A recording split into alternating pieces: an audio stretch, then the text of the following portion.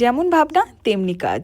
হঠাৎ করে আমাদের একদিন প্ল্যান হলো যে আমরা একটা উইকেন্ড ট্রিপে যাব, কিন্তু সেই ভাবনাটা এত তাড়াতাড়ি বাস্তবায়িত হবে সেটা আমরা কেউই ভাবতে পারিনি। মাথায় ছিল অনেকগুলো জায়গা, কিন্তু তার মধ্যে আমরা প্ল্যান করলাম রায়চক যাওয়ার। সেদিন ছিল শুক্রবার। ঘুম থেকে উঠে ব্রেকফাস্ট লাঞ্চ সমস্ত কিছু করে আমরা বিকেলে রায়চকের দিকে রওনা দিয়েছিলাম। আমার, বর্ষা, শর্মিলি তিনজনের প্ল্যান হয়েছিল, কিন্তু শর্মিলির কিছু পার্সোনাল কাজের জন্য ও এন মোমেন্টে যেতে পারেনি। আর এই হচ্ছে সেই ভিলাটা, এত সুন্দর ভিলাটা আমরা বুক করেছিলাম।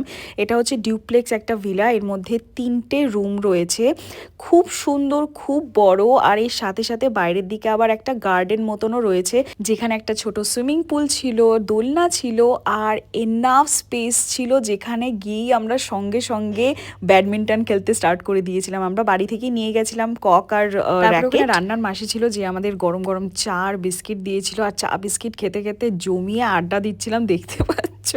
আর তারপরে চলে এসেছিল আমাদের স্ন্যাক্স, যেটা হচ্ছে পেঁয়াজ পকোড়া খাবো বলেছিলাম, কুরকুরে চাট আর রামেনটা আমরা নিজেরাই বানিয়ে নিয়েছিলাম, আর তার সাথে ছিল মইতো। আর তারপরে আমরা ওনো খেলতে খেলতে এইভাবে দিনটাকে শেষ করলাম।